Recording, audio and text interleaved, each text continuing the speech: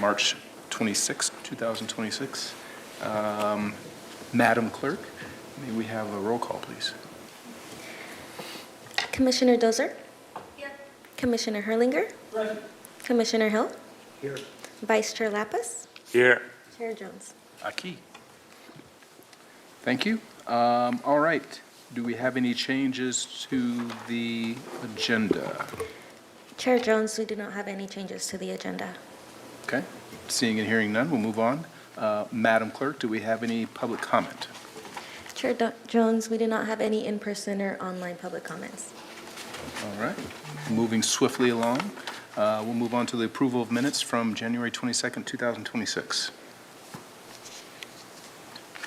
Are there any motions to amend the minutes or otherwise? I'd make a motion to approve those minutes. Seconded motion. Motion's been approved and seconded. All those in favor, please cast your vote accordingly.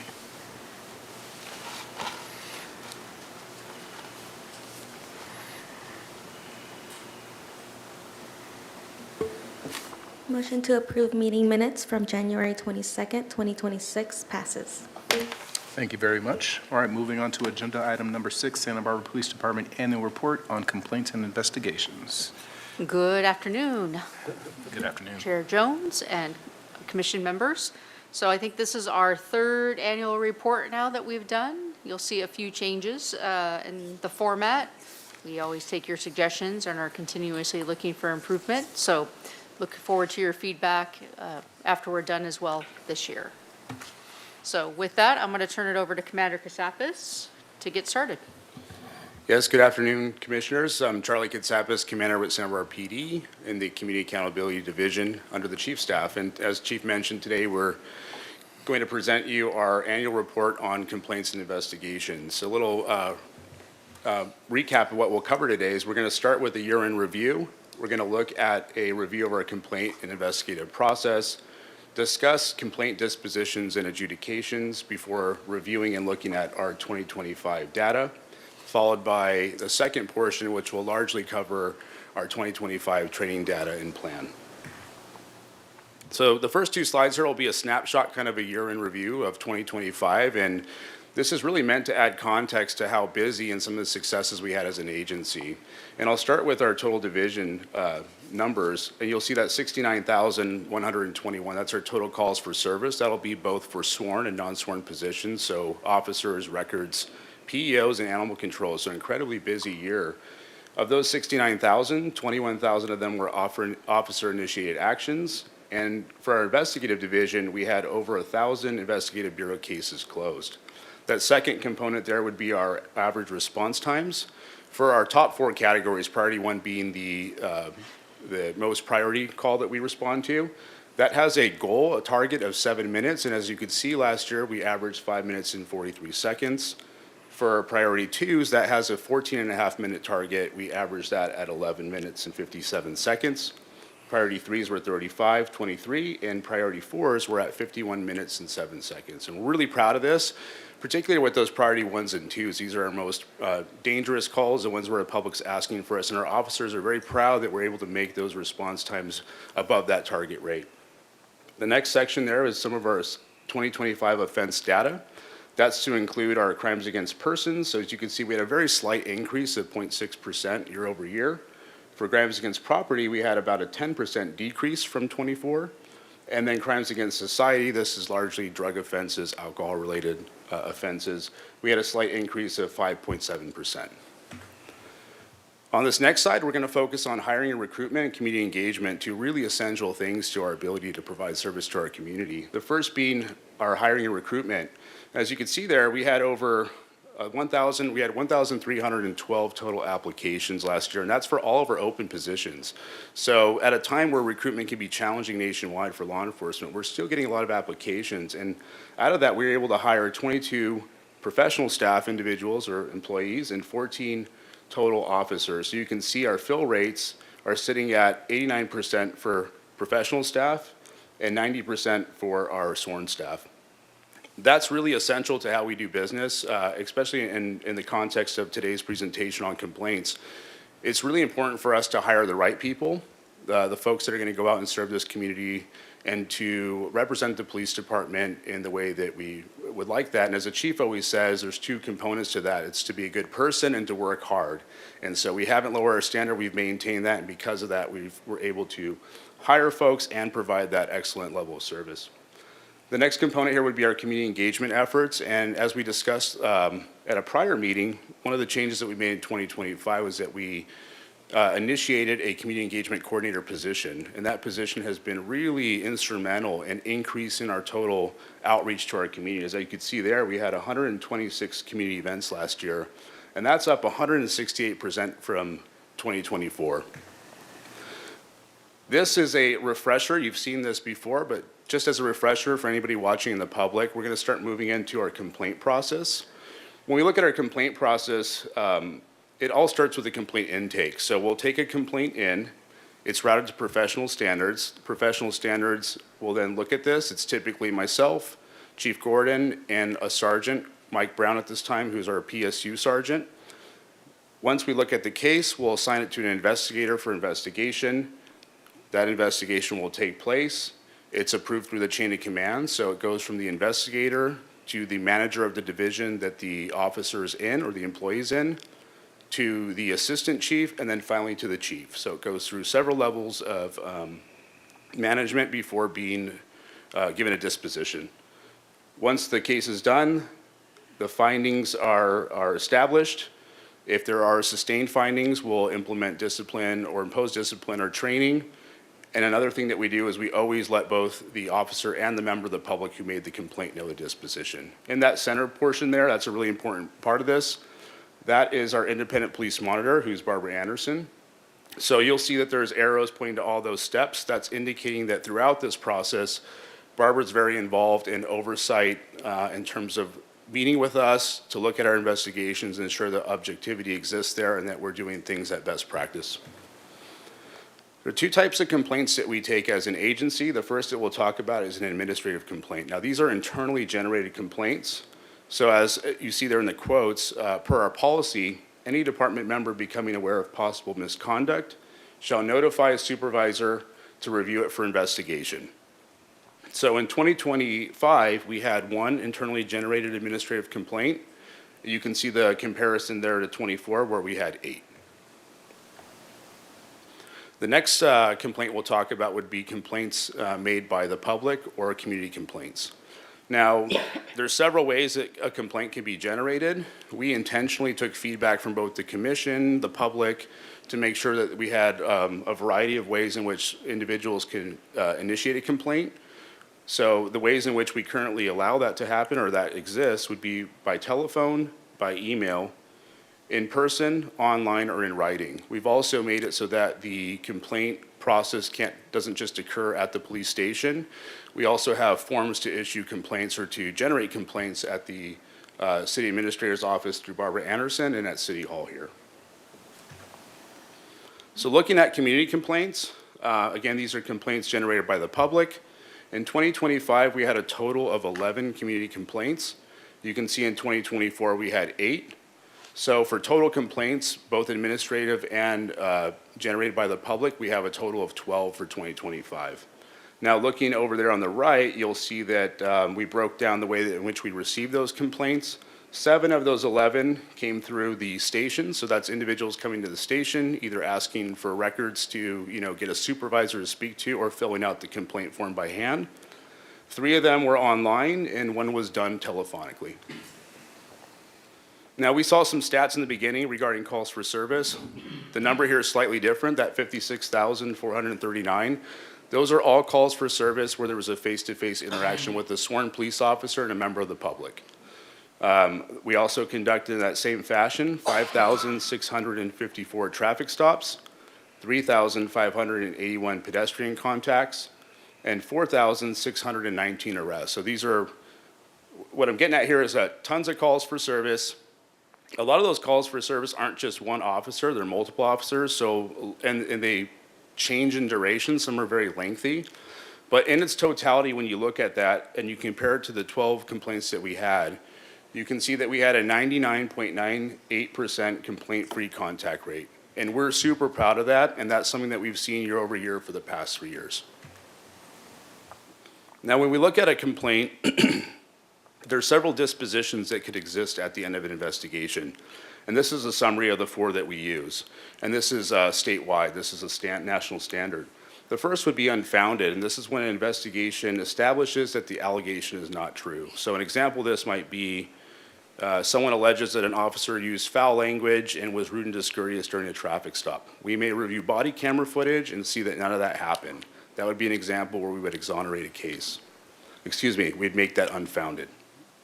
The next category would be exonerated, and that's when the investigation establishes that the employee's actions that form the basis of the allegation in the complaint were not in violation of law or policy. So this would be an example, perhaps, of someone says, hey, I was falsely arrested, it violated my constitutional rights, and that's a form of misconduct. We might look into that, say that yes, an arrest did occur, but there was ample probable cause, all policy was followed. That would be a case that we would exonerate.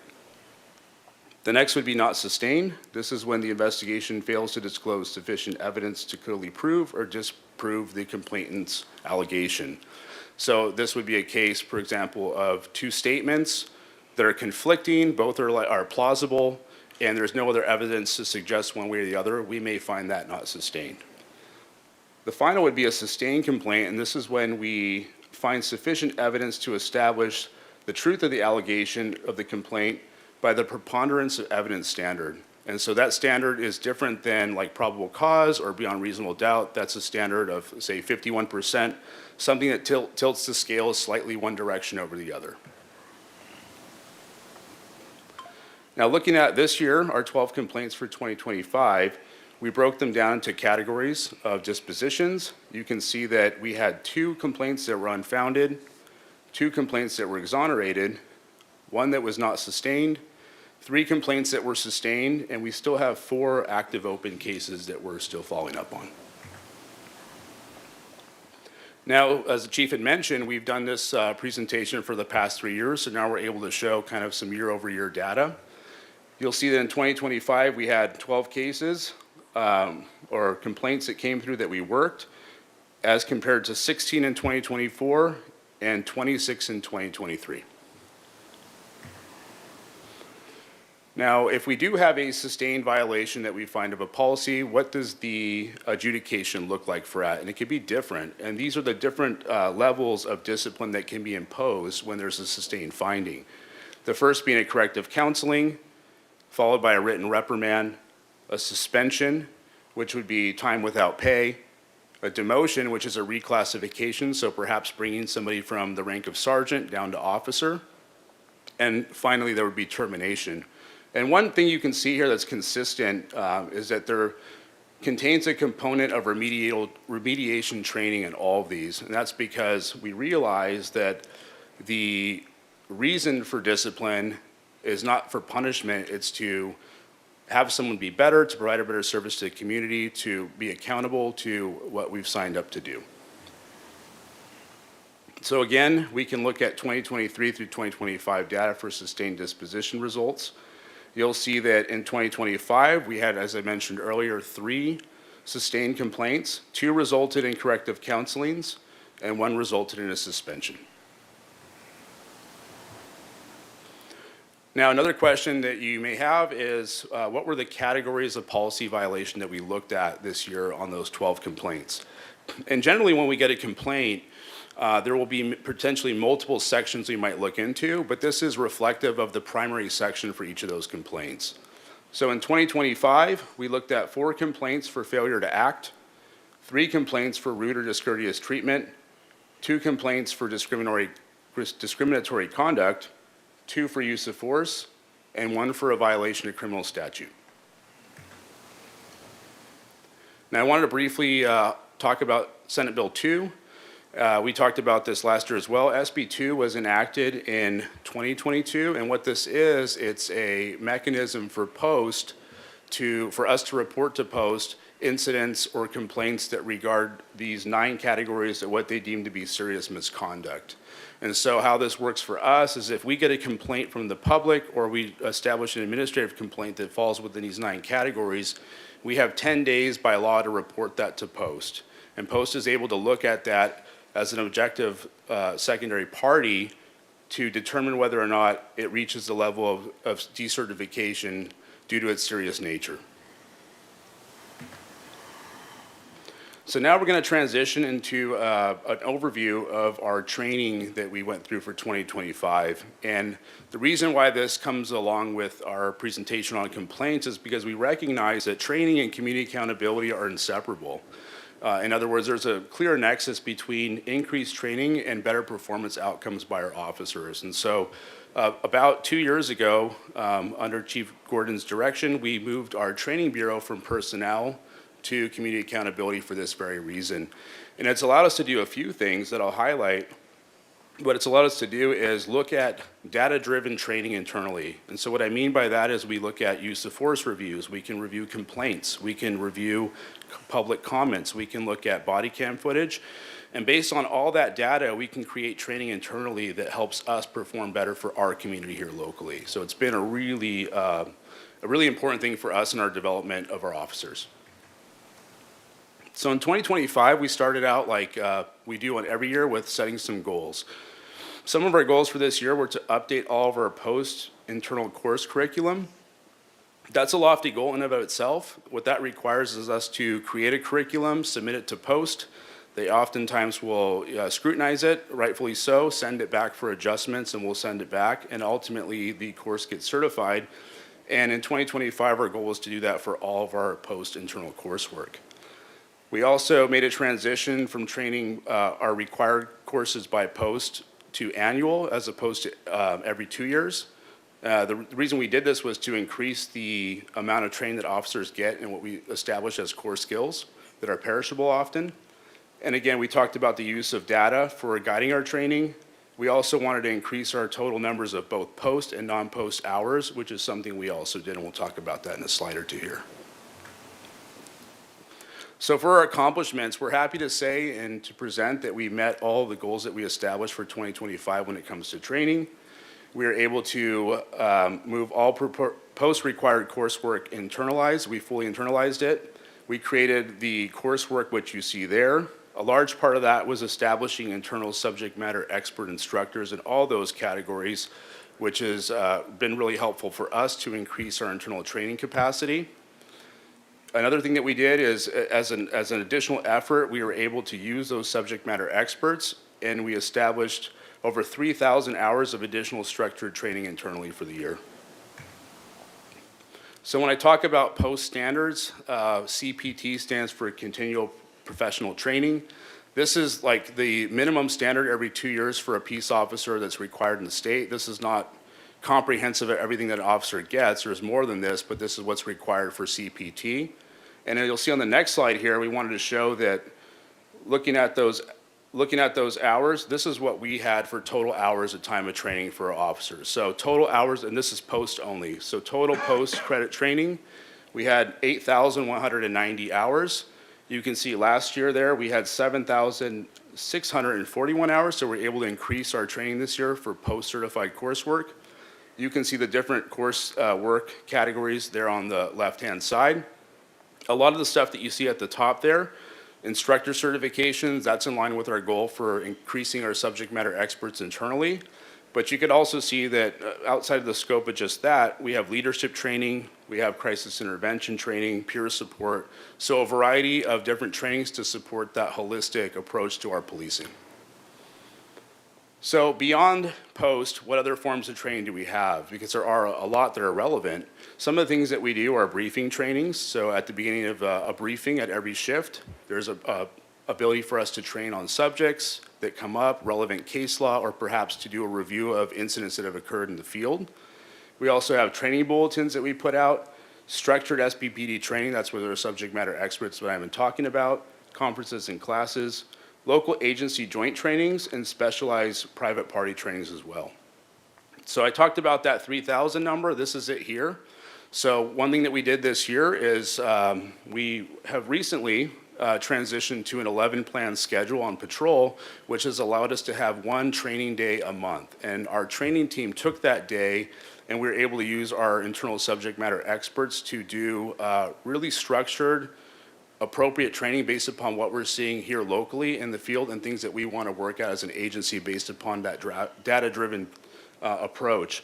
So these hours are reflective of that. You can see the topics in which we did, everything from search and seizure to crisis intervention training, that's CIT, all the way down through AEDs, Stop 6, et cetera. I talked about briefing trainings. This is a new system that we adopted this year. The briefing room is a tool. It's a company that we have a contract with now. It's an online platform, and they produce these short, really helpful videos on relevant issues, including case law. We're able to play these in a briefing setting. They provide facilitator notes for our supervisors to walk their teams through. We did 95 hours of this last year. I think we got this program in July of last year, so this is about 6 months work. That doesn't seem like a huge number, but when you consider that these are about 5-minute videos with discussion, it adds up. And so this has given us the ability to really stay on top of case law and other relevant topics in the briefing setting. Now I want to talk about a couple teams that we have. These are specialized teams, but they do a lot, not just for our department, but for our community. And the first would be our co-response team. Now, this is a team of highly trained officers partnered with certified mental health clinicians. And you've heard about them before. What we did this year is we established 2 teams. So now we have 2 co-response teams. They have 7-day-a-week coverage. They respond to not only mental health calls, but calls involving subjects or issues that might need elevated level of de-escalation. They're expert communicators. They do a fantastic job with their clinician partner. They provide support both internally and externally. What I mean by that is that they're able to train our officers internally. When you see that CIT training and our training hours there, that's largely because of this team. But they also do community outreach, community trainings, and they're available for calls for service whenever needed 7 days a week. Another team we want to mention is our crisis negotiation response team. We call them CNRT. These are our hostage negotiators, and even though they don't get a lot of call-outs in the field, they have 960 total hours of training. They train eight months out of the year. That team consists of 10 officers and 2 sergeants.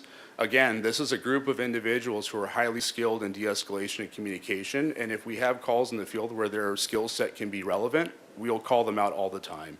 And so even though they might not get a lot of operational experience in the negotiation world, their skill set plays a large role in helping our community and our response to issues that we face as an agency.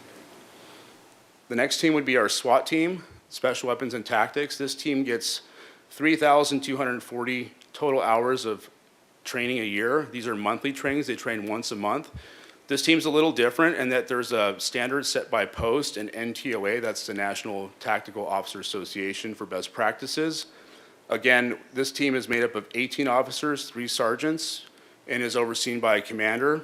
Although they may not get call-outs all the time, that team standard has to be at a state level, and so their operational readiness is high.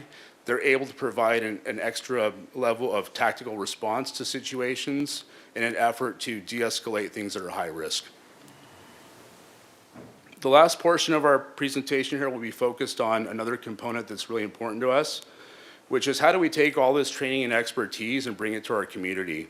And as you saw earlier, that 128 community engagement events, a lot of those involve, as you'll see in the slideshow as it plays, a component of public education. So what we're able to do is take our officers, proactively go out into the community, at schools, at businesses, at nonprofits, and take what we've learned as an agency and provide that to our community. This is essential for us. It's a way for us to engage a community that's not in enforcement capacity. It breaks down barriers. We're able to, talk about situations openly, create a level of public trust that is really important for us and critical for our ability to police our community effectively.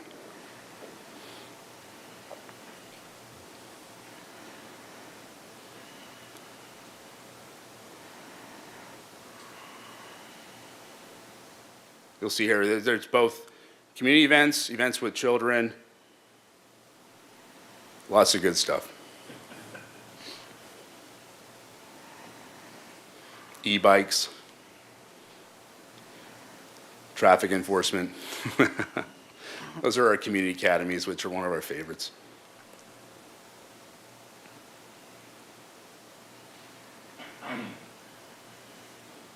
And just while this is finishing, I just want to note, we recently did a Spanish-speaking community academy and an English-speaking, and we had over 50 participants in the Spanish-speaking academy. So just want to make a note of that, because I think it is important to highlight that we try to reach all communities within our community and get really wonderful participation.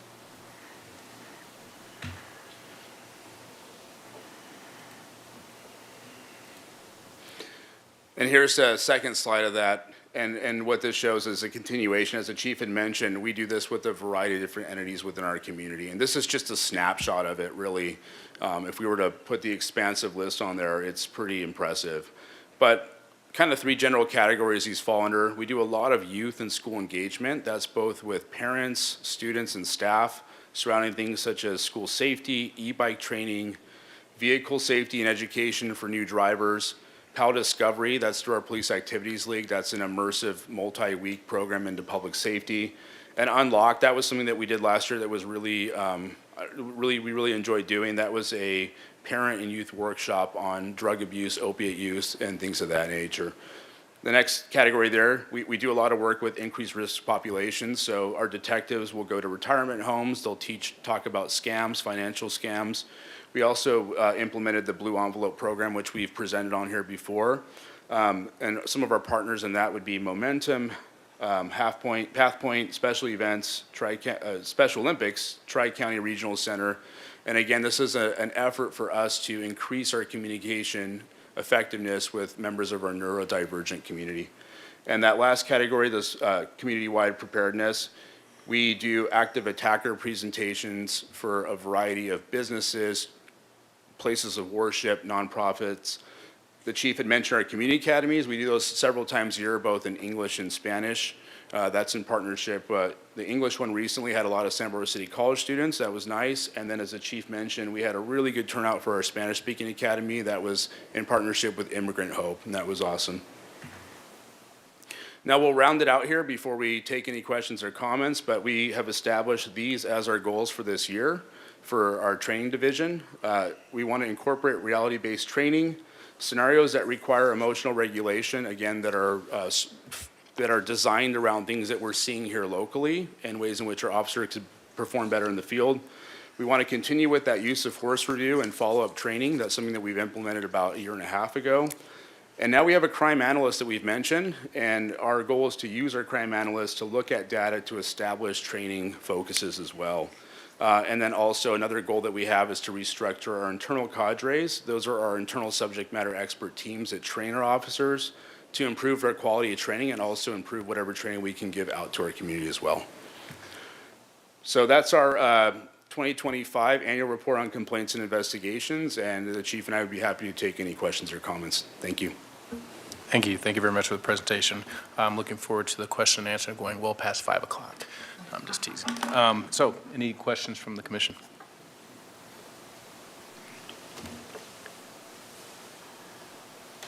Commissioner, oh, you were just there. What did I do? Oh, there you are. Commissioner Hellinger. So at the response team, the mental health person, who do they work for? What department do they come out of? We have two clinicians that come from Santa Barbara County, but they're specifically assigned to us. Full-time? Yes, So they're Tony Navarro's employees? yes. Okay. So sometimes we'll get an email from Barbara, and it'll have some community, somebody is posting something. And kind of within there, it seems to me there's a complaint in that, like, next door thing or whatever it is. Does that get picked up? I don't know if I make myself clear, but, sometimes we get a complaint, but it's just like thrown out there because it's on social media. Commissioner Harlinger, I can't think of an example of me sharing something from social media, but we get public comments Yes, through the commission website, and we share those and include PD staff in those communications. So if there is something to follow up with, the staff will do that. Yeah. Okay, Commander Katsapis and his team will follow up. yeah. Okay. Let's see. I think that's all I have for now.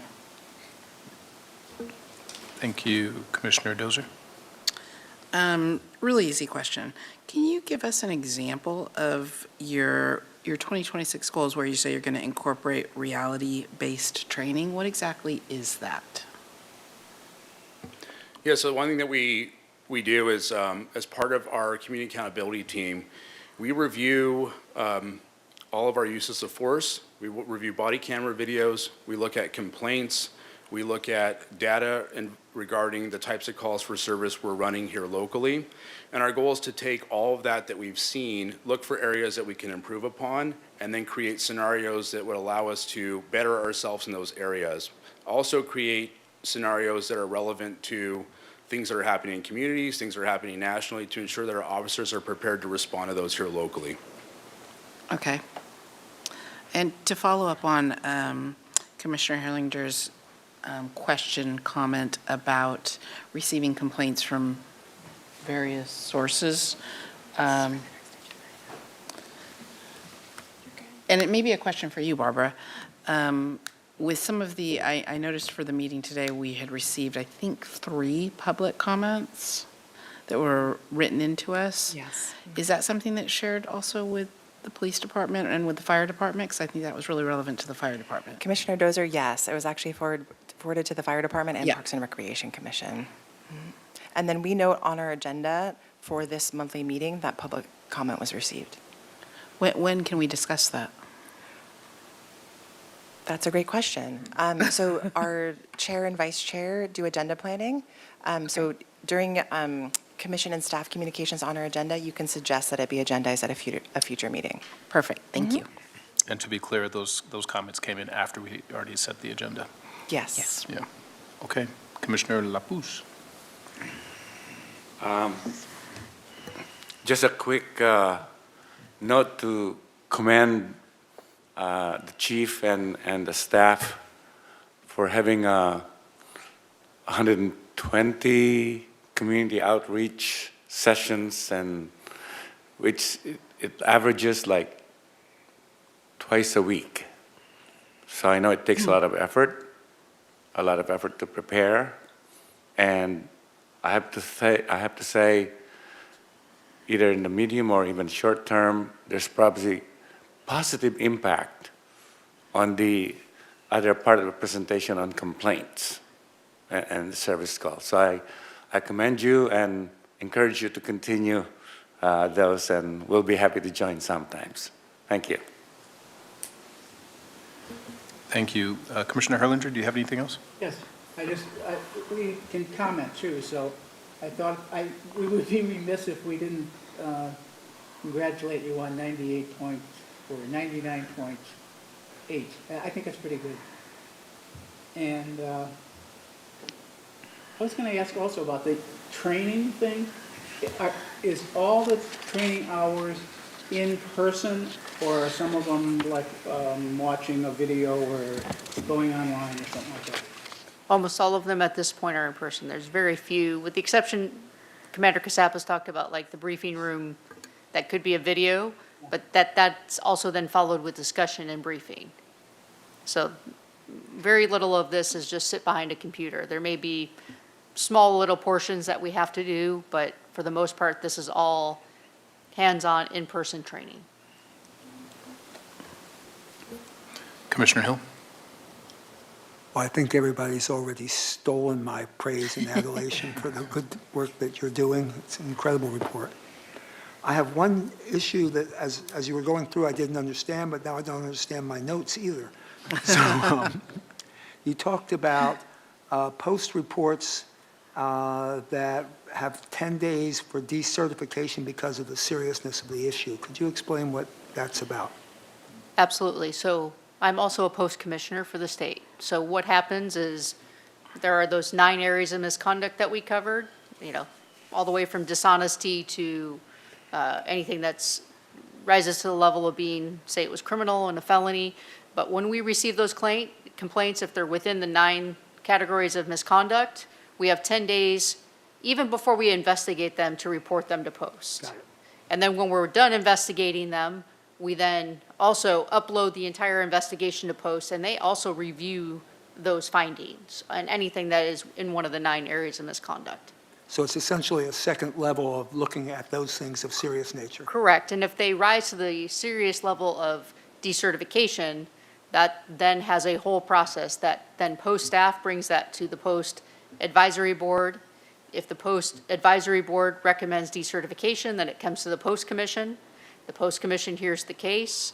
If we find that post staff, if they can prove their allegations to a clear and convincing standard, which is even higher than the preponderance, then we recommend decertification as a post commission, which at that point, the officer can appeal to a administrative law judge, which is a full evidentiary hearing. Once the administrative law judge makes a ruling, that it actually comes back to the post commission for a final vote. Last point on that, decertification is decertification of what? Means that you do no longer have a certificate and are no longer able to work as a peace officer. Okay. So basically, all of us have a post certificate, which is what allows us to be peace officers with all the standards and things that we have to meet. And if you're decertified, you lose that certification, and you cannot work for any agency in the state of California. And there's also a national decertification index, so if you get decertified in California, You're out. you're out, yes.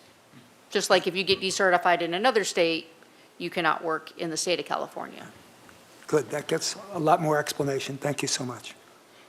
Just following up with that question, Chief Gordon, you mentioned that there's 10 days, there's a 10-day requirement to, prior to the investigation, to notify post. But following the investigation, is there a time frame required to then follow up with post? We only have a year to complete an investigation. So from the moment we get notified, the moment we get the complaint, under the Peace Officer Bill of Rights, we have a year. Got it. A couple more questions from me. It was mentioned, and thank you, Commander, for the presentation, as always. You mentioned that there were 1,312 total applications for the positions for 2025. How many positions were open? Do you recall? We just went through this last night. I'd have to go back and look at my actual notes, but we filled those professional staff positions. I think we have currently about 11. Yeah, it's in the It's in the material. Yeah, I think Is it- we filled 22 positions. We filled 14 police officer positions. We currently have 12 peace officer vacancies that we can fill for. And then we have a handful of non-sworn professional staff positions that are still open. Okay, I'm just curious. It said the percentage, but it didn't, I'm just curious about the actual number, that's all. Yeah. Okay. And it changes every day, so that's why we don't put the actual number down there, because Sure. Sure, it'll be one thing if it's like 1,300 for 2 positions as opposed for 30 positions. I'm just curious about that. yeah. Neither here nor there. The community engagement, thank you, on behalf of the commission has been stated. That's one of the reasons why we're here, to help foster that. I wonder what the plans are moving forward to either maintain or to increase the level of community engagement. I'm going to steal Commander Kasapis' thunder on this. It's not about doing more. We've really had a conversation about making sure what we're doing is quality. So our goal for this year is not to do more.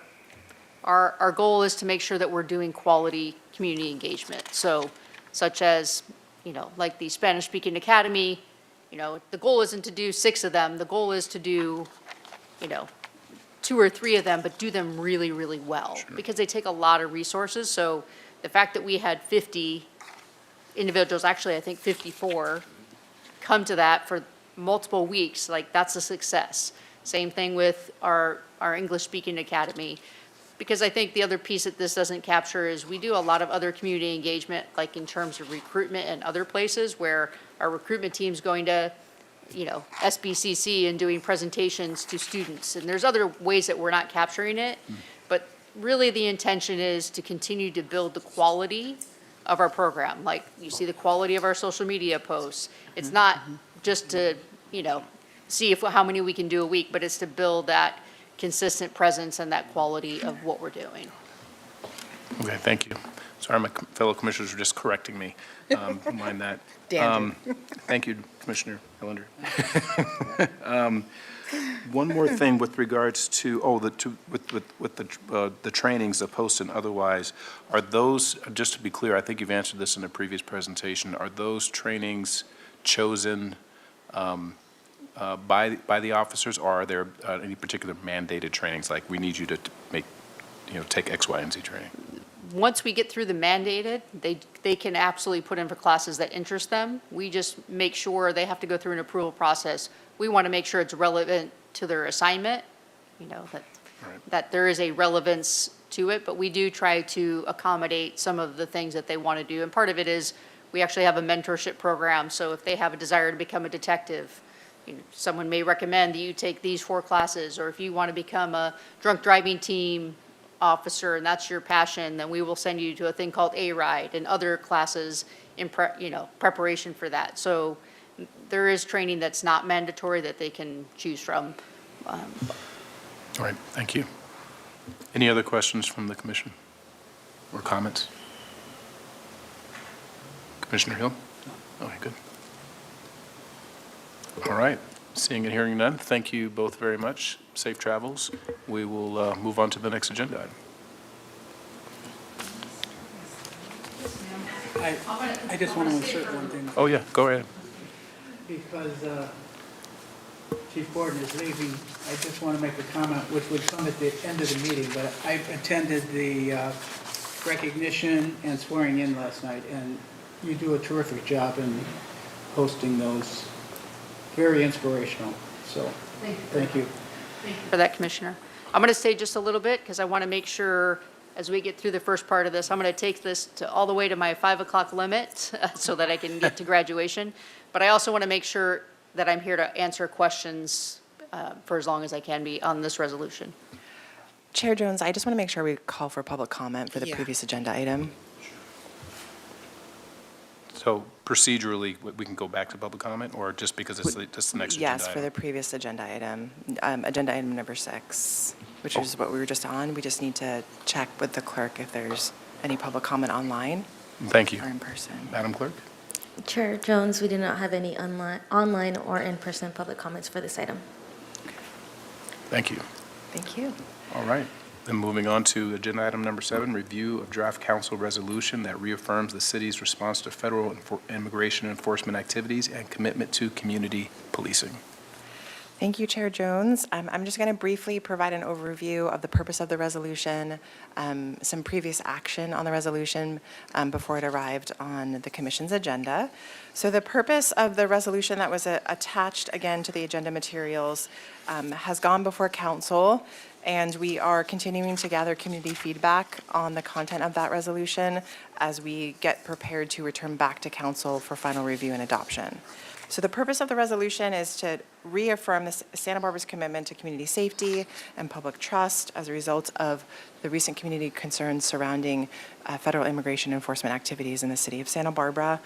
We want to use this as an opportunity to keep explaining the city's response to these enforcement operations, restating clearly our compliance with the California Values Act, and then informing our public and the broader community regarding the role of the police department specifically as it relates to these incidents. So the legal and policy framework that we are operating within is primarily the California Values Act. Other states do not have this legislation. So we want to be clear. I think there's been a lot of mention of other resolutions in other cities regarding this level of activity, what's prohibited, and what the city staff and police department can do in regards to these incidents. But the California Values Act is specific to our state, and we reiterate in the resolution a couple of key components of that legislation. Federal immigration enforcement is under the sole jurisdiction of the federal government. So we want to be clear about that really key component. Federal statutes criminalize interference and obstruction of federal immigration enforcement actions by local police agencies and others, including city staff. Local governments cannot be compelled to enforce federal regulatory programs. So again, we can delineate our roles, but we cannot interfere. Our department policies emphasize fair, dignified, and humane treatment of all residents regardless of immigration status. So we keep reiterating that. It's never asked as part of any of the work that the police department does, nor is it asked of any of the work that the city of Santa Barbara does. So key components of the draft resolution: protection of personal data collected through city operations and contracted agencies. So I think if you were able to see some of the dialogue and discourse with City Council, we do think that this will carry also a separate pathway that will go into a little bit deeper in terms of those contractual agreements, as well as data privacy commitments on behalf of the city and any agency that we contract with. But this touches at a high level some of those parameters. Restrictions on the use of city facilities for civil immigration enforcement, regional collaboration with other California municipalities, and again, consistently reaffirming our values of inclusiveness and making sure that we're protecting our community members. So the role of the Santa Barbara Police Department, I think the commission, you have this from years of experience serving in this role, as well as a lot of the training requirements that are required of commissioners that sit on the Fire and Police Commission.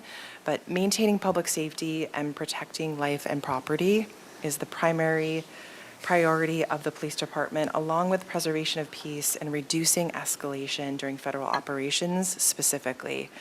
De-escalation, I think you have heard over and over and over again on behalf of the chief, the leadership at the department, and all the officers that work with us. That is the top priority, and that we're acting only within the limits established by state and federal law. So the last piece here is just what has happened with that resolution since meeting with community members and hearing additional direction, receiving additional direction from council, is that the underlying pieces of the draft resolution included in the agenda packet are changes since council reviewed the resolution. So again, you're a stop along the way as we go back to council to get more feedback on the draft. So new sections on community events and planned gatherings, election safety and interference, city response on city property, public information on the complaint process for misconduct by federal agencies, as well as more content around public facility signage. So I want to turn it back to the commission for questions. Thank you. Questions or comments from the commission?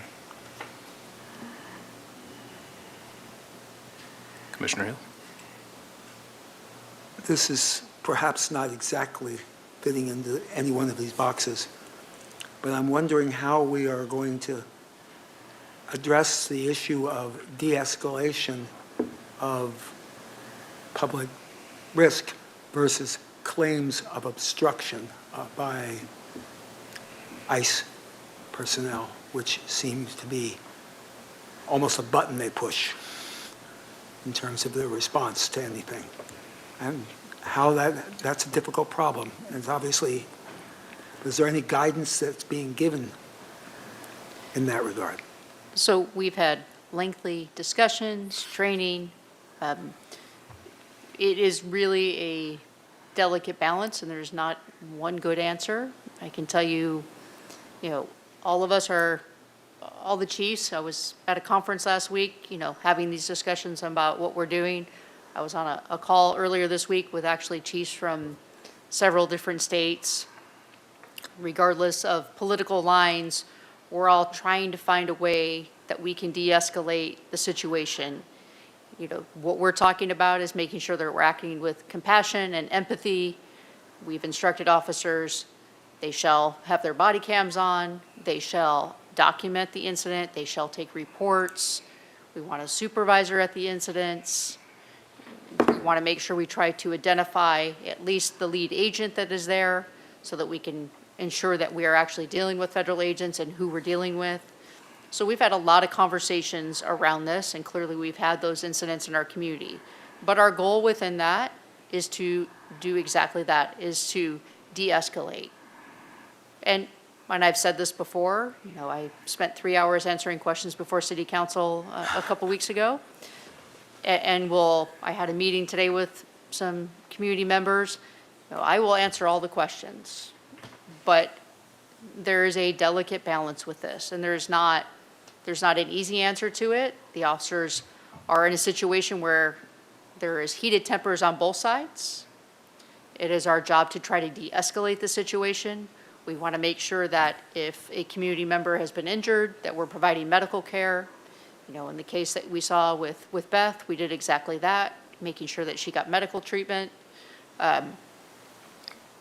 But there's not like one easy answer that fits in that box. And I wish there was, but it's based on the totality of the circumstances with that particular incident. And sometimes it may look like we're assisting ICE, because that's how we have to de-escalate the situation.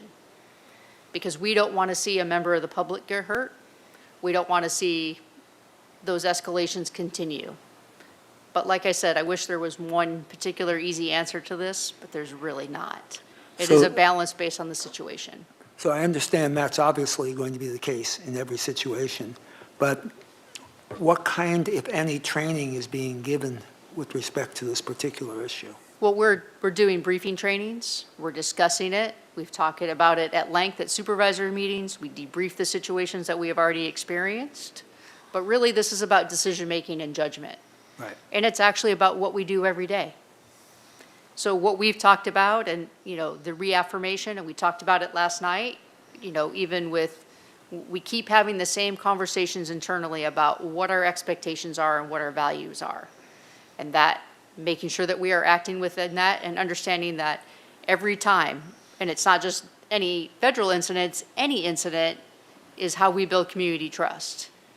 And so it's really that continuous reaffirmation of this is who we are, this is who we stand for, this is how we treat the community.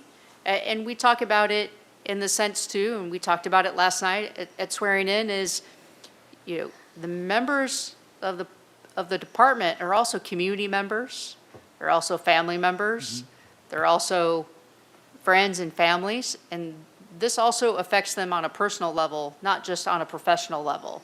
So we also have those conversations internally, because we have a lot of first and second generation immigrants and their families that work here and for us and with us. So we also have those conversations within the department too, because there's fear within for a lot of them as well. So these are really difficult conversations to have. They're difficult situations, but, you know, there's not if 1 + 1 is equal 2 on a lot of these. So we just talk about the decision-making and what our expectations are. And like I said, after every situation, we debrief. We talk about what we see, you know, that other cities have experienced, and we try to talk through those and what would we do? What would our response be to make sure that we're just talking through that ahead of time?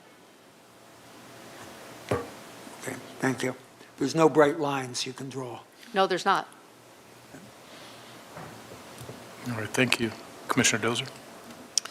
I have a question that I'm not sure if you can answer, but I might as well pose it, and I don't know if our city attorney will have any information as well. You hear a lot of, or we receive some information, I should say, about civil versus criminal ICE enforcement. And my question would be, has ICE shared specifically with Santa Barbara PD when they have a criminal matter, which is usually someone who has been deported and is now back, and that's criminal as opposed to like a visa overstay when it might be administrative or civil? They don't share anything with us anymore. So they don't share that they're here most of the time. They feel that we are endangering their safety because they think that we're sharing with the public, so they're no longer sharing with us for deconfliction. You know, that's an important piece to note, is whether they're doing civil or criminal enforcement, we want to know, because we don't want to end up in a officer versus agent where we get a call of a person with a gun and we have no idea that it's actually a federal agent. You know, as you know, Commissioner Dozier, those are really just basic officer safety standards. And so that is a difficult portion for us right now is because we don't get those notifications. We have gotten a notification, several months ago when they had a criminal warrant for someone. But right now, we don't get a differentiation of who they're looking for or why they're looking for them, whether it's civil or criminal at all. Have your officers experienced, that is so obviously creating such a dangerous situation for your officers and for the public. Have your officers encountered that situation with a phone call from the public saying, hey, there's armed, masked people with no shirts saying law enforcement or agents or anything? Has that been occurring? We've had some of those calls. When we've gotten there hasn't been anyone there, but we have gotten those calls. Okay. Thank you. Commissioner LaPuz. I think this whole situation we're facing these days really reinforces the value of your community outreach, the briefings, the meetings, and so forth. In many ways, it's the best way to differentiate the police department from other federal agencies. We don't wear masks, we have body cams, we have different uniforms, and I think part of the quality movement you're going for this year's round of community briefings is just, again, reinforcing that. And I think that's very valuable to reinforce those community outreach, particularly for this kind of situation. So I encourage you again to continue those outreach events. And just as a note, we are currently undergoing our strategic planning process as well. So we're doing a full community survey. We're open to all input as we look at what the future means for us for the next 3 years in terms of our strategic initiatives. So, we're not just conducting that internally, we're also reaching out, throughout the community, trying to get feedback and doing that multilingual as well. Thank you. So I know we have a public speaker for this agenda item. I'll give me just a minute. I just have a question, Ms. Anderson. So part of the reason that this is before the commission right now is to solicit feedback, right? So what's the protocol for the commission actually to opine as it pertains to this resolution? Chair Jones, it is questions from the commission for clarifying purposes. We'll go to public comment, and then we'll come back to get your feedback on content of the resolution. Great, thank you. Are there any other questions from the commission? Okay, we have public comment. Mr. Larry Barrent, is that right? Thank you, please. Very close. Oh, sorry. No, you did well. Please correct me. Parent. Barrent, thank you, and thank you for being here. So, Commissioners, Chief Gordon, my name is Larry Barrett. I'm here representing Indivisible Santa Barbara. So we've been in conversations with city officials about the resolution before you. We're grateful for your addressing this difficult topic. The topic's difficult because of how our police respond to an encounter between the community and agents of immigration enforcement, where the police see the potential for violence. And let's be clear about the source of the violence. It's not coming from the community. It comes exclusively from federal agents. Yet, when our police respond to a scene involving immigration enforcement, they are absolutely prohibited, or at least some say absolutely prohibited, from restraining the violence of the federal agents. Given this inability, describing the response in terms of protecting public safety is problematic. How can the community regard this response in the way that the police would like them to regard it when the police focus their attention solely on restraining the peaceful, if sometimes colorful, First Amendment protected actions of community members? To address the question, we looked at a principle embodied in California law that local law enforcement must operate with strict separation from immigration enforcement. This is a principle the city believes in, but here as elsewhere, it's stubbornly difficult to put into practice. So we've seen incidents here where the police have provided federal agents with access to private city facilities, and where police have formed a cordon to protect agents transferring a person in custody from one vehicle to another. We also see the city utilizing surveillance technology provided by Flock, though we know Flock shares data despite what Flock says in its contracts. In all these cases, we're seeing a violation of the separation that is supposed to exist. So the language, could you give me 30 more seconds? Please. The language in the resolution before you tries to establish the separation, but it fails to do so in the comprehensive manner that's consistent with state policy and the direction the council set earlier this month. So we can do better than this. I believe we will do better than this. Indivisible Santa Barbara remains committed to seeing the city deliver a resolution to council we can all be proud of. And thank you. Thank you, Mr. Barrett. Thank you. And is there any other public comment, Madam Clerk? Chair Jones, we do not have any online public comments. Thank you. All right.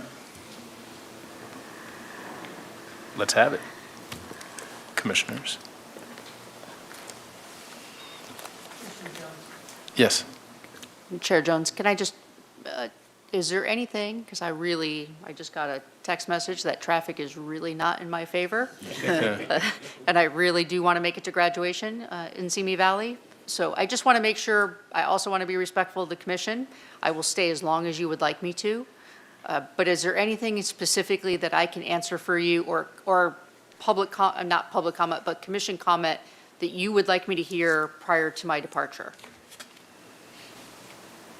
We did have our opportunity for questions and comments. I don't see anybody indicating so. Thank you very much, and I Safe appreciate it, and travels. thank you for your patience. Yep. Okay. Yeah, Chair Jones, we're Assistant Chief, I think Acting Assistant Chief, Kasapas, and myself, and Deputy City Attorney are happy to take feedback. Okay. Any feedback from the commission? Is it possible to have this continued as an agenda item for our next meeting? What is the timeline for the consideration of this resolution at City Council? Chair Jones, we're slated to return to council on April 14th, so we would need that feedback from the commission today. Right. I'm not thinking so much of feedback Yeah. as I am the ability to have a discussion, or I mean, just to continue the comments from. Chair Hollinger, we can continue the discussion. I know the chief's schedule is being impacted. No. If we can't field or answer a question that should be directed to the chief, we'll have the chief follow up. Yeah, I don't Yeah. mean the agenda item specifically Yeah. to the resolution, but I'd like to keep the subject Oh. somehow on the agenda, Yep. that's all. Yeah, well, absolutely. Okay. Yeah. The subject of police department interaction with federal immigration enforcement activities on the agenda. Yes. Yeah, so you'll see in the commission work plan how we're going to be addressing that moving forward. Yeah. Okay. Nice segue. Is it any other feedback or comments from the commission with regards to the proposed resolution?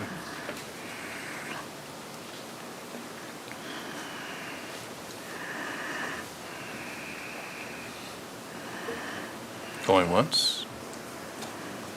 Going twice? Okay. Seeing and hearing none, we will move on to the next agenda item.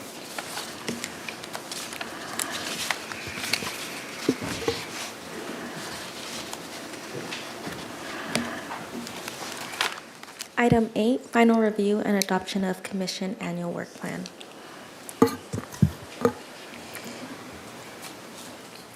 So Chair Jones and commissioners, let's see if I can zoom this a little bit. As we discussed during our January meeting, the commission is required to provide an annual work plan to council of the objectives that you're hoping to achieve and priorities you're hoping to address in the calendar year. So in the January meeting, we provided kind of our annual review of what we accomplished in the year prior. That annual review will also go to council with the submitted work plan. But there was some feedback of wanting to continue the community engagement efforts, being much more proactive and being able to do that. I know last year, with how our community has been being impacted with federal immigration enforcement activities and other issues that were impacting public safety, our ability to do that in trusted spaces was compromised. So we definitely want to continue that priority going into this year. So the first priority on the work plan is repetitive of the year before. for that very reason. So I think, again, there's a lot more work we can do of meeting folks where they are, where they feel safe, where they feel comfortable, and working with trusted partner agencies to be able to connect, hear from them concerns or experiences they've had, both with our Santa Barbara Police Department, but also other kind of public safety related issues and concerns, as well as being able to work with them to communicate the work and efforts of the commission itself.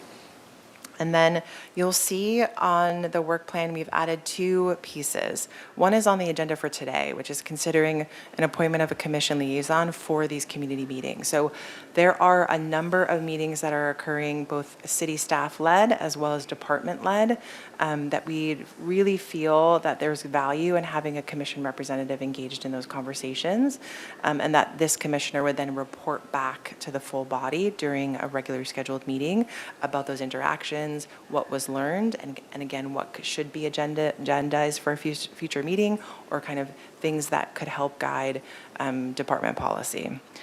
The third piece is what has been proposed by council as part of consideration of the resolution we just discussed. So that is reporting out regularly. When we have federal immigration authorities in the city of Santa Barbara, those interactions and the related calls for service to those interactions. So there's regular reporting that we're required to do as part of the commission. But then the second piece is that we could also provide a post-incident briefing of those interactions, being able to talk through the circumstances. As Commissioner Hill mentioned, what the department is really facilitating as de-escalation sometimes is perceived as enabling or cooperating with federal immigration enforcement activities. And we really feel like in a public forum, talking through those incidents could help with broader community engagement, community understanding, and really trying to continue to build the trust and transparency that the commission is committed to. And then the last piece, again, is a continuation of the previous work plan, but is continuing to go deeper into the role of the commission and understanding complaints of police misconduct in those investigations, as well as use of force incidents. So last year, we did some kind of deeper sessions around these investigations, and continuing to facilitate that both with the chief as well as department leadership, and then my role as the independent police monitor in the city administrator's office. So that is the current drafted work plan. Welcome feedback and consideration for adoption as we take this plan and the annual report on community oversight to council next month, or later this month, I should say. Thank you, Ms. Anderson. Any questions from the commission? Commissioner Lapousse, Vice Chair. Yes. I think it's a good working draft. The one area under key planning and objectives that I think is missing is the financial review, budget and financial review. We've done it last year, as I recall. So I think we should maintain that part of the work plan as we've done in previous years. So it would be, I would add as 5 or. The Vice Chair Lapousse, I'd consider that to be your regular business. Okay. Because that is under your authority, Okay. and we do it annually. Okay. But if you want to highlight as an objective, I'm happy to do so. So I defer to you, but I definitely consider that under the ongoing operational duties and quasi-judicial duties of the commission, which happens every single year. Could it be explicitly stated in one of the previous? Absolutely. So we have long-standing quasi-judicial duties, but I can also say financial review Budget reviews and. duties as well. That's a Thank great, you. that's a Yeah, great thank you. suggestion. Okay. Thank you, Commissioner Lapousse. Commissioner Hill. Well, I have to admit that I hadn't studied this carefully enough to be able to ask intelligent questions. But I'm wondering about engaging in communications, regular reporting of ICE and their interactions, how that will operate. Will we get some cooperation from someone? How do we do this? So Commissioner Hill, as the chief mentioned, we're not always notified that ICE is in the city of Santa Barbara. And what's happened in previous incidents is that the calls for service do not come in as federal immigration enforcement operations in the city. It comes in as a traffic jam, or, there's someone who needs medical aid. So we will do our best, and I'll defer to the police department on answering this if there's any additional further comment, but we'll do our best to be able to separate out that level of engagement, the reason for the engagement, and then the related calls for service surrounding it. But I think to even communicate how the department received the information and what the subsequent response was would be a helpful discourse. So basically, this is going to be something that the police department will have as a burden, to sort through the requests they get and see whether there's some other piece of it that would help them understand the involvement of federal immigration in that. I think that City Administrator's Office and the Police Department consider it our commitment to transparency. Yeah. Not a burden. Well, I believe it's our commitment to transparency, but when the other side isn't so committed, it may wind up being a bit of a burden. Right. A second question was, you were suggesting appointment of a commission liaison for community meetings. What would be the role of that person at the community meetings? When you talked about participating in those community meetings, I assume they would not be participating as a spokesperson for the commission. Commissioner Hill, that is actually what that person would be doing. So the Fire and Police Commission has additional duties around designating a spokesperson and issuing public statements. So this, we feel, is in support of that. So this liaison appointed by you would be representing the commission at these meetings. Okay. And it's the next agenda item.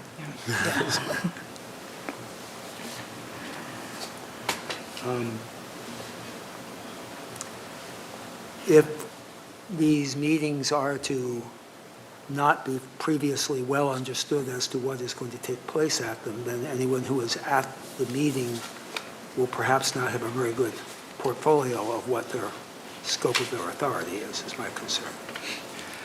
Commissioner Hill, I think that's a fair concern, and we can definitely discuss that a little bit more when we speak to it on the agenda item for today. Okay. Thank you. Thank you. Commissioner Erlander? So I want to raise the issue of the possibility of having more than one. I think that if they're having 126 community outreach things, that's a lot. So my suggestion would be that we appoint two, and that depending on scheduling and availability, that we have that flexibility.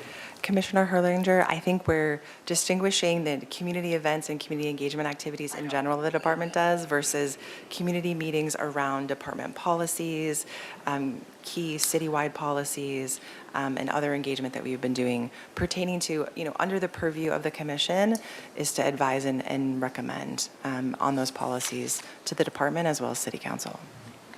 So there is a specificity, but you're right. I think the suggestion to have a second appointment, I think, is a great suggestion. Yeah. Any other questions or comments from the commission?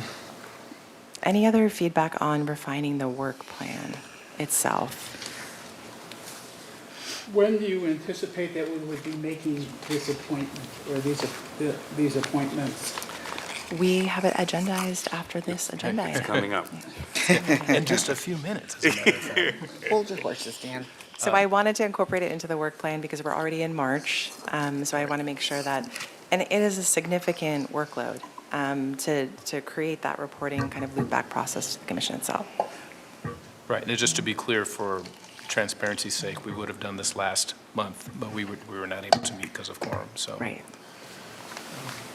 All right, are there any other questions or comments or feedback in addition to Vice Chair LaPuz's suggested inclusion or amendment to our, the final draft of our work plan? Because this will be our guiding document for the next 11 months or so.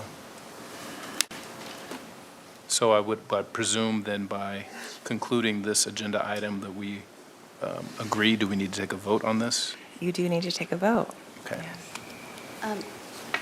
Sorry, Chair Jones, I just wanted to point out that we should probably take public comment first. yeah. Oh, I'm so sorry. I keep forgetting that part. Me of all people, that's the irony. Is there any public comment for this agenda item? Chair Jones, we did not have any online or in-person public comment. I would also like to use this time to remind you all to please speak into the mic for our broadcasting department. Thank you. Yes, thank you. Okay, no public comment, so I guess we will now, if there's no objection, no further comment, we'll go to a vote. Madam Clerk, if you would be so kind. And I want to clarify that the motion is to adopt the work plan with the addition of the financial review and budgetary duties. Thank you for that clarity.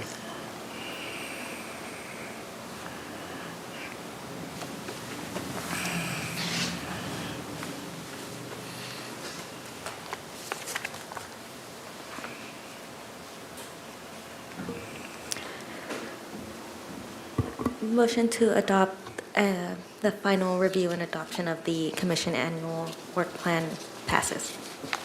All right, thank you. We have our marching orders that we've given ourselves. All right. Moving on to the next agenda item. Agenda item number 9, appointment of a commission liaison for community meetings. Ms. Anderson, anything further on this one? Chair Jones, I think it is the opportunity because, as I mentioned, these meetings occur regularly that are city staff led, directed, or community members reach out requesting to be able to discuss specific department policies or activities or operations within the city. And as the chief mentioned, always ready and available to answer those questions. But I think the representation as it relates to the work under the purview of the commission, that it would be helpful and valuable to have a commission representative. Again, this representative would be representing the Fire and Police Commission, so I want you to take that into consideration as you appoint the liaison. And then Chair Herlinger mentioning a second appointment as well. Some specificity too around the reporting back mechanism. So I welcome you to provide input on the commission representative attending these meetings, what that loop back looks like. Whether it's part of the regular agenda, we have a report out under the commission and staff communications already, regular agenda item, or we have a written report out that's shared in advance of a meeting. So I just welcome your input on what you want that communication to look like. Thank you. I will add that Vice Chair Lapuz and I, we've met with Ms. Anderson and Ms. Zamora and discussed this. And, you know, obviously, given the tension in the moment right now, I think we agreed that it's really very important for us as we kind of still figuring out our role as the Fire and Police Commission to be as attentive and responsive to community engagement and community discussion as possible. So hence the rationale for this agenda item to be before us. So are there any questions? Oh, I do have a question, Ms. Anderson. You mentioned some regularity to these meetings, and that's something that we were just kind of talking about earlier. If these are scheduled or if there can be, predicted in a certain way, we may have a better chance of making sure that someone from the commission is there. However, if they come up rather haphazardly, that may be more difficult. Not to say that it can or won't happen. So is there any specific scheduling or regularity to some of these community conversations? Chair Jones, there hasn't been, but is definitely a consideration for staff and the police department moving forward. So we've been working together specifically on this resolution and working together to address kind of post-incident briefings and questions. And so we don't know when an incident's going to happen. And so the kind of ad hoc scheduling of these community meetings tends to be last minute because of those issues. But I think in terms of regular engagement, we can at least have something on the calendar, and then we can utilize that however we wish. And who organizes or tends to organize these meetings? It's been Is a it being- combination, yeah, Right. Chair Jones, it's been a combination of city leadership, department leadership, council member leadership and engagement. So it really can, it depends on the circumstance, and it depends on, the priority and the issue at hand. Thank you. Any other questions or comments, suggestions or opinions? Vice Chair Lapuz.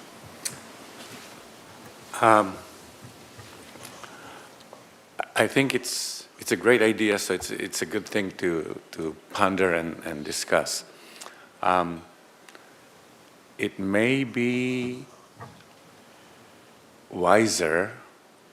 I think having just one person designated for the whole year may be too much of a burden. So I'm thinking there are a couple of possibilities. One is for each month, we designate one member from the 5-member group, and then, but always have a backup or alternate because something could happen, person could get sick and so forth, schedule may not match. So we have to have an alternate system.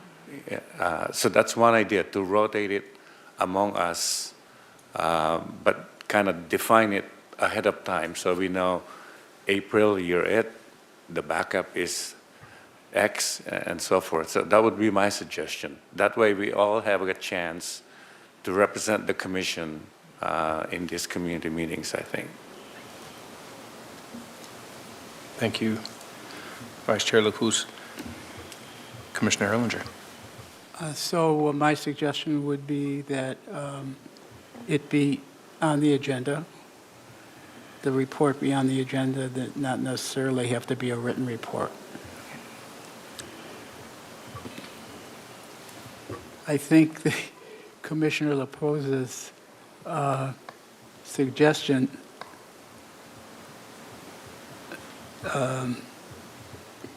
assumes that everybody would want to do this. So I don't think the rotation thing is the best solution. Okay. Commissioner Hill. Well, we could find that out fairly quickly, couldn't we? Indeed. Commissioner Dozer. I just want to really understand this request because it sounds, it's a great idea, but I'm not sure how realistic it is to attend hundreds of meetings that are unscheduled, unplanned, and are ad hoc and at the last minute. I work during the day. I'm not sure. I know Commissioner Jones does. I don't know about the other commissioners. I think it's wonderful. I think it's a great idea, but I'm not sure how you fulfill this with a, hey, can you go tomorrow to a meeting? So I just want to understand it better or have a better structure. Commissioner Dozer, it's a fair question, and it's not, it has not been hundreds of meetings. Right. So I think the number of meetings is, 20 or less over the next 10 months or so, specific to, again, building trust and rapport with community leaders as it relates to this level of activity with federal immigration enforcement activities. Obviously, there's other public safety issues that could arise in this calendar year that could create another level of engagement with our community that we would desire representation from the commission at. And I will say, because of the level of city leadership that's involved in these meetings, it's usually not a 24-hour notice. It's usually more time than that. So I do think an appointee with an alternate would create enough coverage. Already in the past month, because we did not have our February meeting, we went to the chair and then the vice chair, and there was coverage between the two. So that's also, I think, just from experience, it's also okay to not have representation from the commission at a meeting. We'll continue to report out.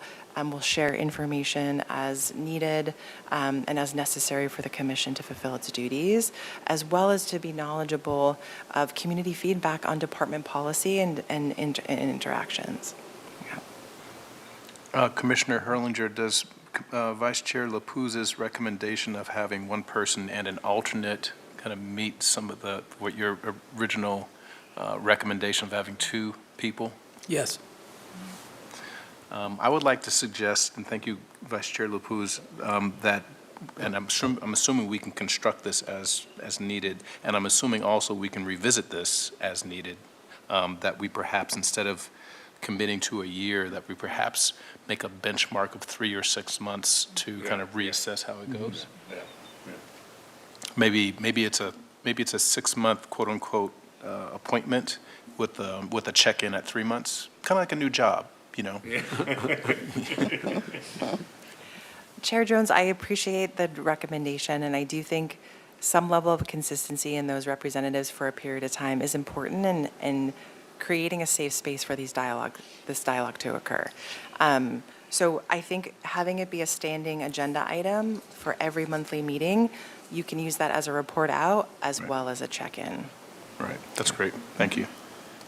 So just to be clear and try to recap where we've come to, we're tentatively agreeing to a standing agenda item. We're tentatively agreeing to one liaison with an alternate, and we're tentatively agreeing to a 6-month appointment or designation with a check-in after 3 months. Is there anything else that I'm missing or that should be considered or included? Chair Jones, I appreciate the 3-month and 6-month, but I do think at any point during the monthly standing agenda item, the designated appointee or an alternate can say either I can continue to fill the duties or my schedule is not allowing me to fulfill the duties, or that kind of interaction. Right. But we'll note it as a guideline to make sure that we're checking in if that's not already naturally occurring. Right, so it's almost satisfying 2 points, but Yes, the yeah. flexibility and the predictability piece. Okay. Are there any other thoughts or comments, or would anybody like to nominate themselves or another commissioner for this role, either as the liaison or alternate? Well, I have a question before I try to nominate myself or someone else. I think my real concern is that when you go into one of these meetings, you have to have a fair body of knowledge about the operations of the police department and whether we're going to have the ability to gain that kind of knowledge if we don't otherwise have it. Because people are going to ask questions at a meeting that are going to likely not be terribly scripted at some point. And if you're speaking on behalf of the commission, you may be needing to refer back to someone from time to time to be able to speak accurately. And so what kind of support will this person or persons get in being able to be the liaison for this task? And if I can just jump in addition to that, like really like, maybe we can take a few minutes to discuss it now, like what would be the role of the liaison, like what are the expectations and obligations? I wouldn't expect representing the police department by any stretch of the imagination, but in terms of the Fire Police Commission. You're representing only the commission. That's correct. Nothing else. Yeah. My question was along the same lines, and I was going by the description that's on our agenda, that you actually are there to listen and to gather what people's concerns are, and you certainly don't have the authority or knowledge to speak on anyone's behalf, and you're there really to understand what the public their concerns are, and to bring it back and hopefully let the rest of the public know.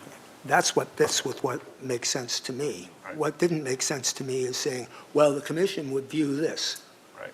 You know, I don't think I have that. Commissioner Dozer, you're completely correct. Thank That God. really is, and I think Vice Chair Lapuz, from your experience recently, it is a listening posture. Yes. And understanding the diverse needs of our community members, and, considering on your own, how the commission can help continue to build that bridge of trust and accountability.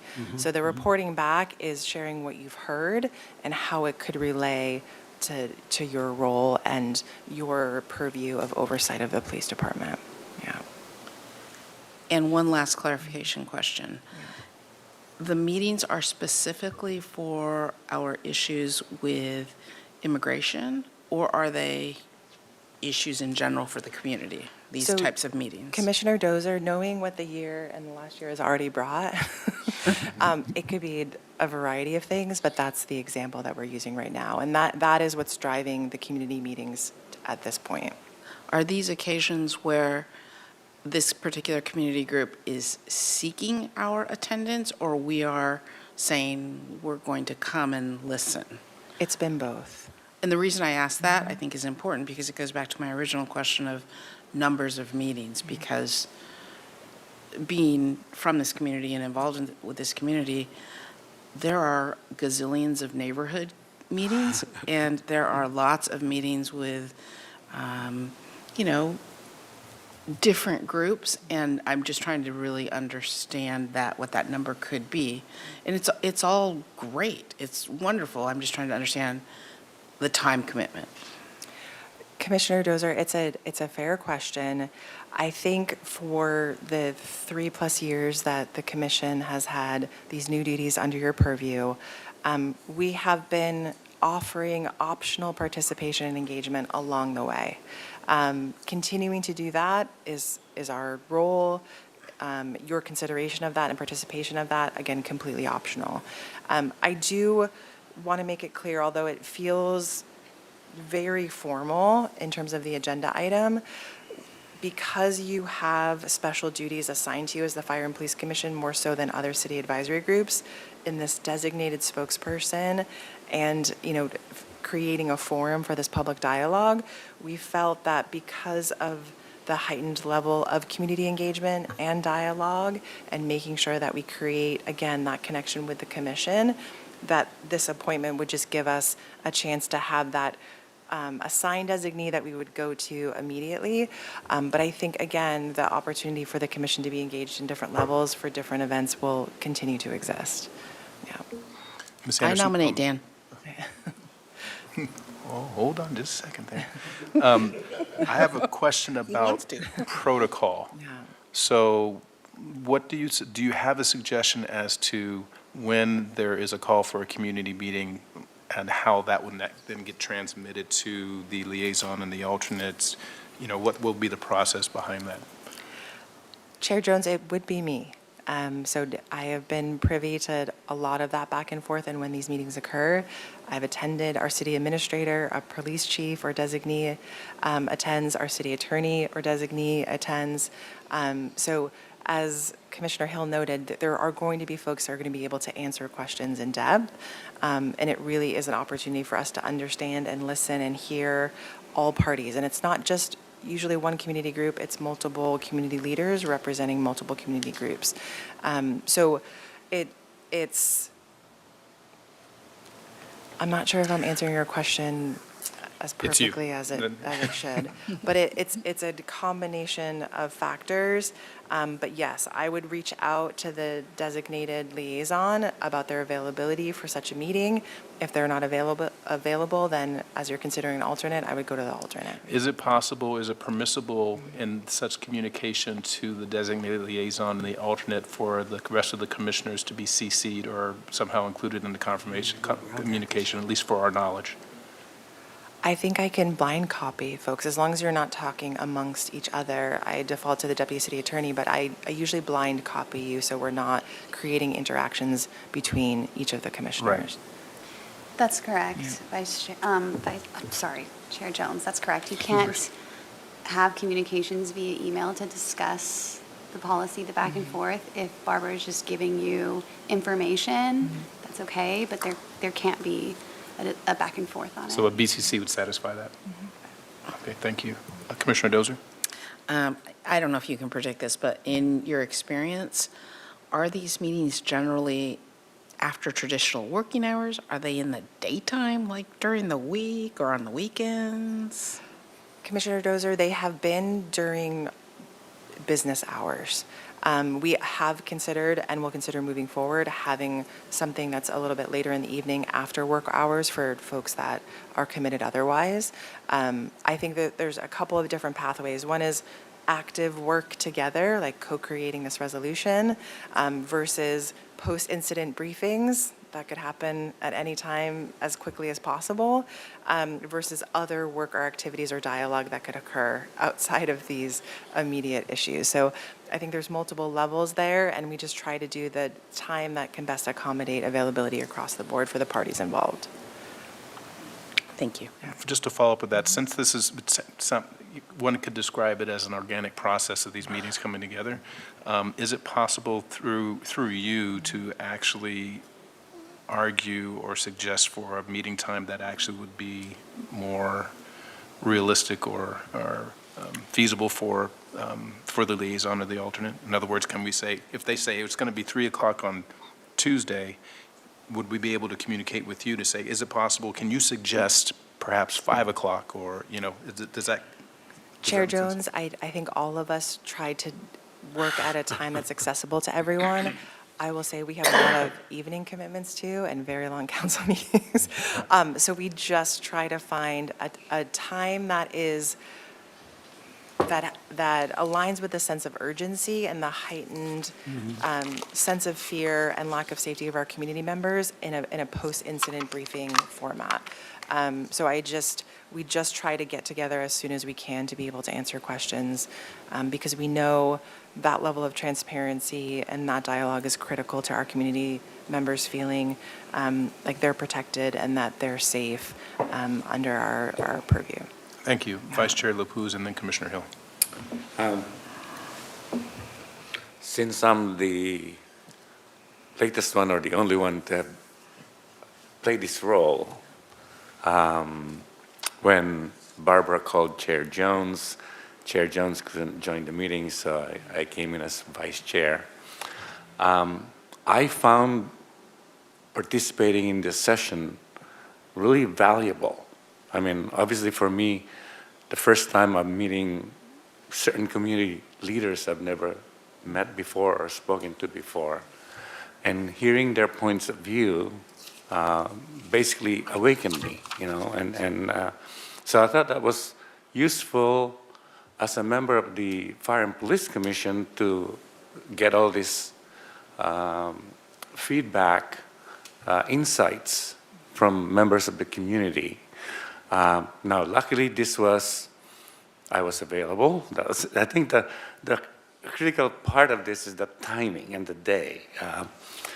And I was worried it would last like the whole afternoon. It lasted like 1 hour or a little bit more.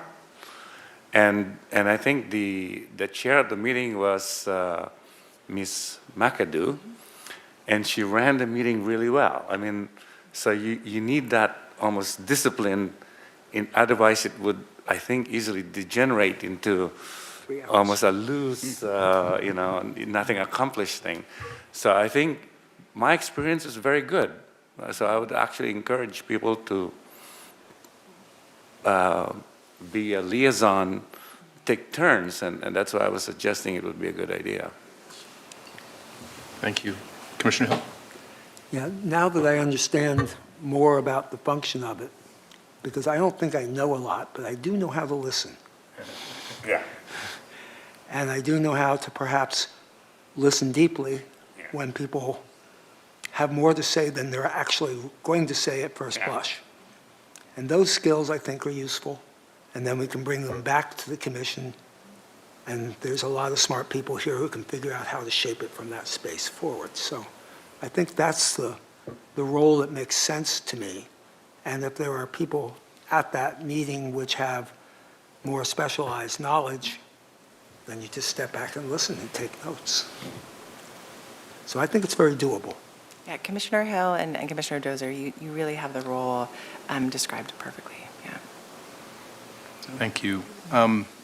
City Attorney Zamora, can you remind the commission with regards to the Brown Act and us being in the public meetings in the official capacity? So, Chair Jones, if you're speaking directly to the liaison role, it would be more of a conduit of information. So you're allowing the community in to the commission, and you can discuss things that are already public in nature, things you've already decided on, but nothing that's going to be decided on. Does that make sense? Yes. Okay. And then does the Brown Act also impact the number of commissioners that can participate in these meetings? Yes, so you Gotcha. you cannot have a quorum at the meetings. So we're limited to 2? Yes. Okay, I just want to be clear. Yes. Okay. So I was about to put the vice chair on the spot. Okay, that's good. So do we have any nominations or recommendations with regards to the community liaison position? Chair Jones and Commission, I'd like to state for the record that we do not have any in-person or online public comments for this item. I'm going to get it. I'm going to get it. I'm like, let's just go. Okay, thank you very much, Madam Clerk. Yeah, I'm Next time you checking. forget, I'll just hit you. Oh, thanks. Yeah, a pinch, no. Okay. Thank you for that. So Commissioner Dozer. I would nominate Commissioner Herlinger. I think he would be wonderful. I would be interested in doing it. Great, thank you. We hear a nomination for an alternate? We need a second on that Oh, nomination. sorry. Jeez, I know this stuff. Second that motion? Thank you. Vice Chair LaBouse.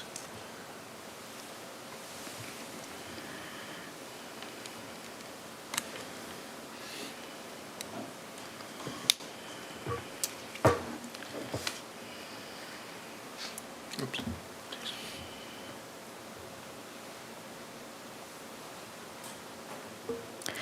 Motion to appoint Commissioner Herlinger as our commission liaison passes. Thank you. Thank you, Commissioner Erlinger. Do we have a motion to nominate an alternate?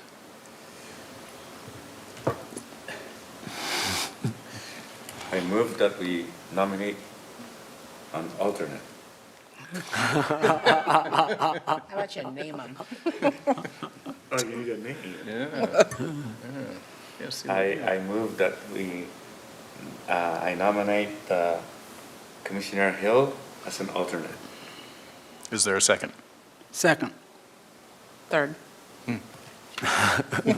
All right. All right. All those in favor?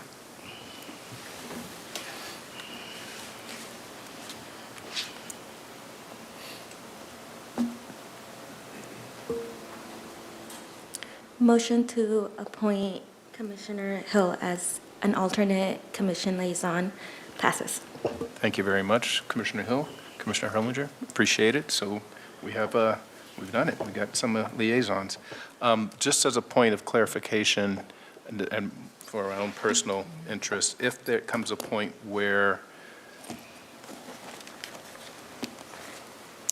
either Commissioner Erlinger or Commissioner Hill attends, yet, for example, the chair wants to attend, what would be the protocol that would still be under quorum?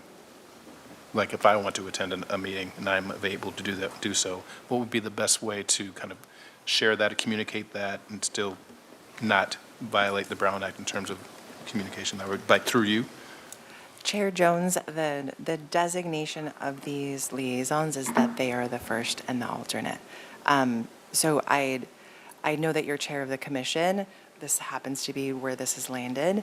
I think because we will have a monthly standing agenda item, if we know of a meeting ahead of time, we can use that as a check-in to say, if neither of them can attend, then Chair Jones would be the opportunity to nominate for that future meeting. So I want to be careful that we're not then now adding a third alternate. No, nor Yeah, am I suggesting it. yeah. I can Yeah. circle back to that later. I Yeah. have just a thought about. Well, and our it. ordinance is that we designate and vote on a spokesperson if we make a public statement, not that the chair is necessarily that default. So Agreed. I think much like this, we've designated those liaisons, but yes, of course, chair of the commission will always loop you in, keep you informed. I think if we find that in a month period, if the two appointees aren't able to attend meetings, that we would revisit that, because we will have a standing agenda item on that as well. Got that. Does got that sound good? Yeah. Okay. Yeah. I'll ask you. I want to separately meet from this. expectation, but also understand level of involvement. Right. Yeah. Okay. I have a question. Yes, ma'am. I have a question. I think I know the answer, but I'll ask it anyways. So are commission members prohibited to go in their own capacity as a citizen if it's their neighborhood meeting group? Commissioner Dozer, no, you're not prohibited, but it would be recommended that you let Barbara know that you're going to be attending. Okay. Thank you. That's what I'm trying to get at. Yes. Thank you. Thank you for that clarification. Yes, as an individual and not exceeding a quorum. Yes. Thank you. Thank you. Thank you. Okay. Moving on, commission and staff communications. So Commissioner Dozer, this is when you would bring up a suggested future agenda item.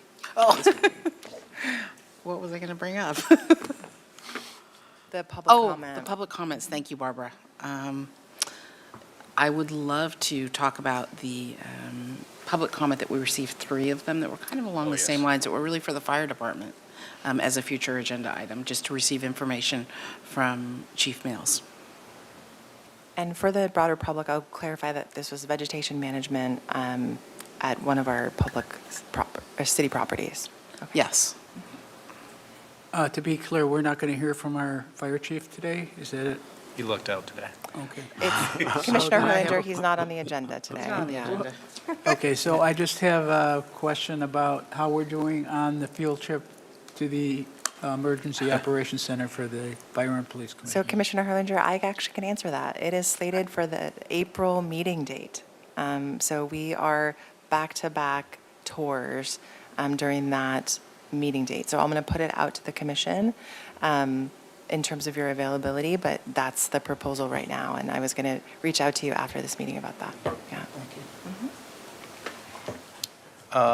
I would like to thank Larry Barrett, if I get it right, for being here, and your comments. I really appreciate it. And just kind of remind the commission, which probably does need to be said, that, where I think we're being called upon to really kind of, I don't want to say flex our muscles, but really exercise the role and responsibility that we have as a commission in ways that we haven't necessarily been asked to do before. So I'm glad that we had the opportunity to review the resolution. I know that we had some questions. We didn't necessarily have any suggested amendments. It has been amended. It's going to be going back to City Council in the April meeting, so there's more opportunity between now and then, at least with engagement with the City Council. So I just want to acknowledge your comments there as well, sir. And also, as we figure out our role, I really appreciate everyone's willingness to kind of engage in the liaison piece, because we've been talking about that for a little while now, and I think it's really important for us at this very pivotal point in time to really be more intentional about demonstrating to the community that we're here and we want to listen and we want to engage, and we're engaged in this process of trying to work together as a community to navigate these difficult times. So. Chair Jones, I was going to say the exact same thing. I know answering your questions, I wasn't, perfectly delineating the roles and what's anticipated, but it is because we're learning and evolving, and kind of this emerged as an opportunity, and so we'll learn as we go, and we'll keep reporting back and checking in. I just have one more question for Yes, sir. Ms. Anderson. What's the status of our consulting agreement that we had with our consultant? Is that? Commissioner Herlinger, we've discontinued the consulting agreement, so that was almost 3 years running. I think the support of the independent police monitor expertise of Hassan Aden was really helpful as we were implementing the new system of oversight. We can always engage him at any time moving forward. He's a wonderful friend of the city now, but we have moved forward in terms of independent review roles as is and as trained by him. Yeah. So Yeah, we've discontinued that agreement. Yeah. But it can be revisited. At any time, of course. Yeah. Okay. Maybe we can talk about that when we agendize for the next meeting. Okay. Okay. Any other questions or comments from commission or staff? Communications? Outside of me needing to get a grip about public comment, but outside of that. Okay, seeing or hearing none, call this meeting adjourned at 5:48. Thank you all very much. Thank you. Thank you.